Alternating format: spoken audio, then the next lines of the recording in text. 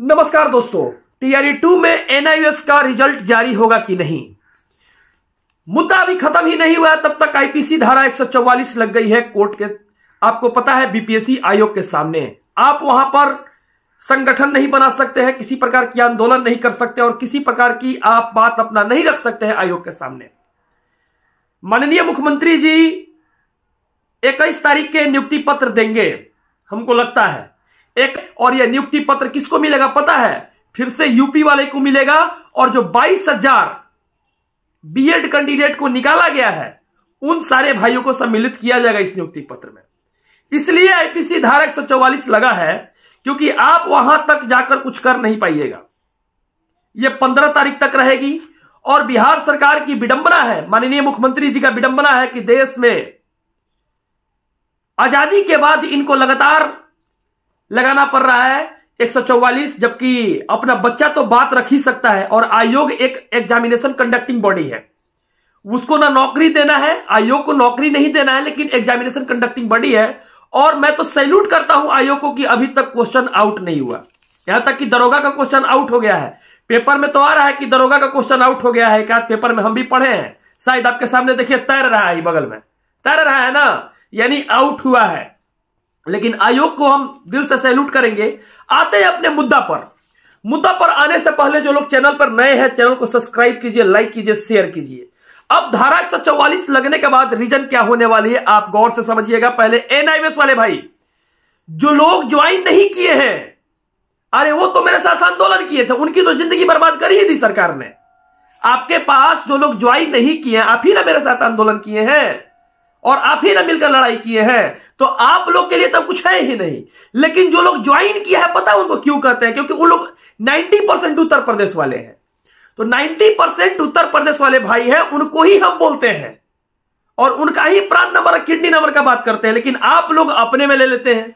अरे आप जो ज्वाइन नहीं किए हैं, आपको सरकार देगा ही नहीं मौका, क्योंकि एनसीटी जब लेटर जारी किया, अपना लेटर देखिए तैर रहा है ना, बगल में, ये बगल में दिख रहा है लेटर, इसको बढ़िया से देखिए। और जो लोग नहीं देख पा रहे हैं, जैसे चैनल को सब्सक्राइब कीजिएगा, कम्युनिटी बॉक्स में वो लेटर हम डाल देंगे, वहां से भी जाकर पढ़ लीजिएगा कि एनसीटी ने इस लेटर को एक्सेप्ट कर लिया। अब बिहार सरकार कैसे इसको रखेगी? क्योंकि कोई भी जो ऑथेंटिकेशन होता है, अपना काम होता है, वो तरीका से होता है, वो संविधान से चलता है। और बिहार सरकार के पास उतना ही लीगल हो सकता है ना कि जो सुप्रीम कोर्ट के खिलाफ नहीं जाएगी। बिहार सरकार जो काम करेगी वो तो सुप्रीम कोर्ट को देखते हुए करेगी। तो जो लेटर जारी हो चुका है, इस लेटर जारी होने के बाद आप लोग को क्या मिला? मान लीजिए एनआईएएस को रिजल्ट आ गया और आयोग माननीय अतुल प्रसाद सर के द्वारा कहा जाएगा कि हमने एग्जामिनेशन लिया, हमने रिजल्ट दे दिया, जो लोग मेरिट में उनका दे दिया। अब विभाग क्या करेगी वो समझे। तो उनका भी कहना बिल्कुल सही है, क्योंकि उनका कहना सही है, क्योंकि वो तो एग्जाम ले लिए। अब बात यह है कि एनआईएएस का जब रिजल्ट आ जाएगा, बाद में तो आउट होवे करेगा, लेकिन आपका सीट तो चला जाएगा। आपका सीट जाएगा कि नहीं जाएगा? अब आते हैं सप्लीमेंट्री रिजल्ट के बारे में। सप्लीमेंट्री रिजल्ट जानते हैं क्या था? सप्लीमेंट्री रिजल्ट एक तरह का जानते हैं, एक तरह का कहल गया था ना कि 2626 सीट पर या 27 सीट, 26 समथिंग सीट पर सप्लीमेंट्री रिजल्ट आया। इस रिजल्ट में एक बात कहा गया था कि अगर आयोग के द्वारा एक आवेदन पत्र मांगी गई थी, उस आवेदन पत्र में ज्यादा लोग उसमें भागे नहीं लिए, केवल 2700 लोग भाग लिए हैं, उनको रिजल्ट दिया गया है। अरे हम तो कहते हैं कि आप एक बार आवेदन पत्र मांग कर देखिए सप्लीमेंट्री रिजल्ट के लिए। इतना ज्यादा लइकन है ना कि साइटेक करेस कर जाएगा कि इतना सप्लीमेंट्री रिजल्ट चाहिए, क्योंकि सारा बच्चा के कोटा में सीट खाली है और अभी तक कट ऑफ क्रॉस करने के बाद भी उन लोग घर पे बैठा हुआ है। अब हमारे बात को लोग को मिर्ची क्यों लगता है, पहले समझिएगा। जो लोग ज्वाइन किए हैं एनआईएएस, वो उत्तर प्रदेश वाले लोग हैं। बिहारी लोग की नौकरी नहीं लगी है। बिहारी लोग को नौकरी अगर लगी रहती तो 28,800 नियोजित शिक्षक हो गए और 25,000 उधर के ज्वाइन किए। तो 28,000 और 25,000 कितना होता है? 53,800। 53,000 हुआ और 53,800 ये हो गया। और साथ साथ 53,800 के बाद से एक 10,000 मान लीजिए ज्वाइन किए हैं। 71,000 के रिजल्ट है, 20,000 ज्वाइन नहीं किया। तो ज्वाइन कौन किया है? तो एनआईएएस वाले वो भाई जो ज्वाइन किए हैं वो उत्तर प्रदेश वाले हैं। आपको तो सरकार निकाल ही दिया, अगर आपका नौकरी नहीं लगा है तो आपको तो फॉर्म भरने के लिए भी मौका नहीं मिलेगा। तो आप ही के लड़ाई को मैं लड़ाई लड़ रहा हूं, क्योंकि अगर सीट खाली होगा तो उस पर आगे चल के आप ही को फायदा होगा। और बात मैं बता रहा हूं सारे भाइयों को कि आगे क्या होने वाली है, इस पर मैं एडवोकेट साहब का भी एक इंटरव्यू लूंगा और इंटरव्यू के माध्यम से आपको सब कुछ पता चल जाएगा कि क्या होने वाली है और क्या आगे होगा।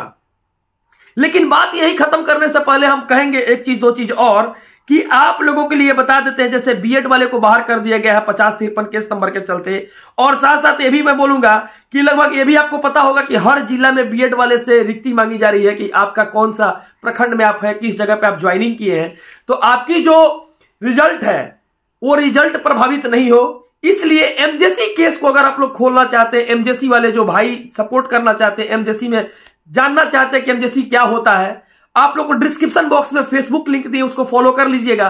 और साथ साथ आप लोग ग्रुप में एक लिंक दे देते हैं, वहां से आप लोग जुड़ सकते हैं। डिस्क्रिप्शन में एक लिंक दे देते हैं व्हाट्सएप में, वहां से जुड़कर आप लोग एक दूसरे से बात कर सकते हैं कि क्या मुद्दा है। क्योंकि 6 to 8 में अगर एनआईओएस का रिजल्ट आ जाता है तो उसमें दिक्कत क्या होगी कि आप लोग का रिजल्ट नहीं होगा और आगे चलकर एनआईओएस वाले भाई छट जाएंगे। क्यों छटेंगे? क्योंकि एनसीटी की तरफ से लेटर आ गया है, तैर रहा है, पीछे देख लीजिए, फिर से लगा देते हैं, तैर रहा है। तो तैरने के लिए हम नहीं कह रहे हैं, लेकिन जो बात कर रहे हैं ऑथेंटिकेशन के साथ आप इसको समझिए।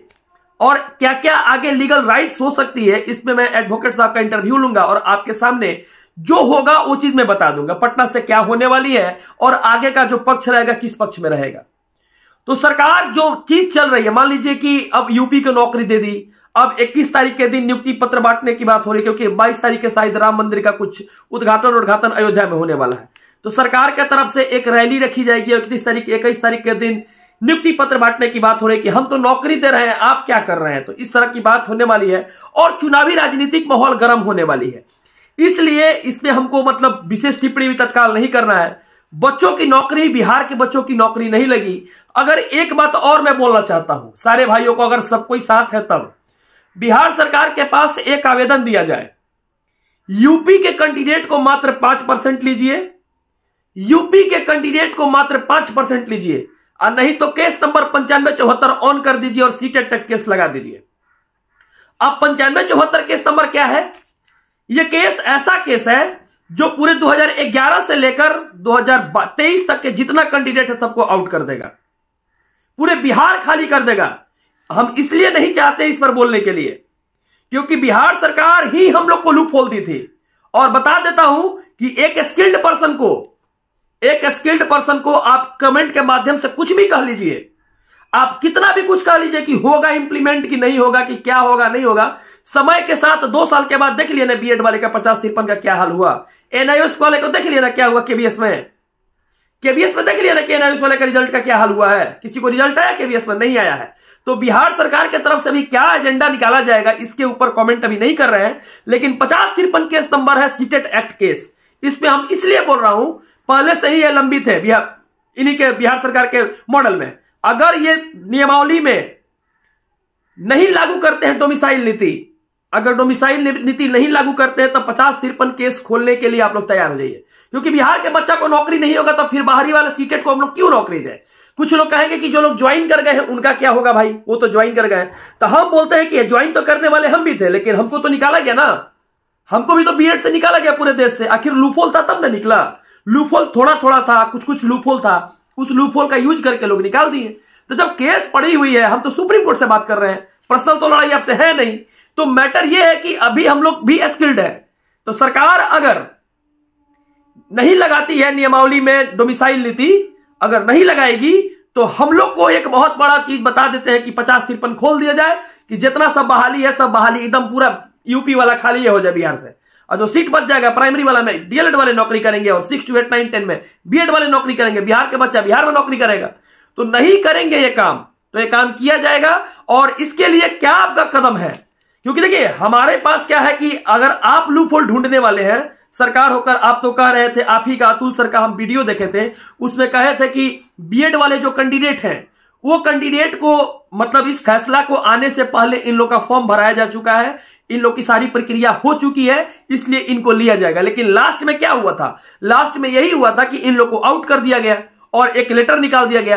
तो ये चीज नहीं चाहते हैं कि अपने ही काम करके कुछ अपने कामों से अपने पीछे हटे। इसलिए मैं बताना चाहता हूं कि अभी भी हम बिहार के लोग के लिए अगर डोमिसाइल नीति लागू नहीं होगा तो सरकार के पास आंदोलन सरकार सुनने वाली नहीं है।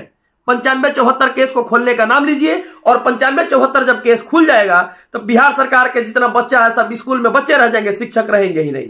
और पूछिए कि हमको इसमें, कुछ लोग कहेंगे तुमको तो आउट करके बहुत खुशी मिलता है, कुछ लोग हमारे ऊपर कहेंगे एकदम मंद बुद्धि है, बोलने नहीं आता है, दिमाग से पागल है, कुछ लोग कहेंगे एकदम बौरा है, कुछ लोग तो कहेंगे अरे एकदम इसको तो नहीं पता है कि क्या करता, खाली बड़बड़ बोल देता है। तो ये सब चीज कमेंट में आएगी, ये सब बात आएगी, लेकिन जो स्किल्स है ना, स्किल्स को नहीं खत्म कर सकते हो, स्किल्स को कभी खत्म नहीं कर सकते हो भाई। जो जेन्युइन बात है, आपकी नौकरी नहीं हुई यानी आपके लिए बिहार में यह सरकार सही नहीं है।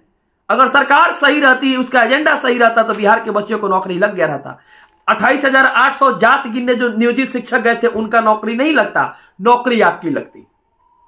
पूरे वीडियो को आप लोग नहीं देखते, जिस कारण से आप लोग आधा अधूरा नॉलेज आप लोग को मिलता है। आगे चलकर डोमिसाइल नीति पर भी शाम में बात करेंगे और एडवोकेट साहब से भी हम चर्चा करेंगे। जो लोग चैनल पर नए हैं 3 सेकंड निकालकर आप लोग चैनल को सब्सक्राइब कर लीजिएगा। और एक चीज ये भी बताते हैं, इसलिए बोलते हैं क्योंकि लड़ाई अब भी हम लोग की नौकरी तक पहुंचने के लिए है। 95-74 क्या है, आगे भी इस पर चर्चा करेंगे। अगर डोमिसाइल नहीं लगा तो बिहार के बच्चा बिहार में नौकरी करेगा, बस यही मेरा सपना है। चलिए, धन्यवाद सारे भाइयों को, दिल से नमस्कार है। और जो लोग चैनल पे है, जिनको जुड़ना है, केस से जुड़ना है, एमजेसी से जुड़ना है, उन लोग फेसबुक को भी फॉलो जाकर कर लीजिएगा। और डिस्क्रिप्शन बॉक्स में जो लिंक दिए है वो व्हाट्सएप लिंक, उससे जुड़ सकते हैं। धन्यवाद। जय हिंद, जय भारत।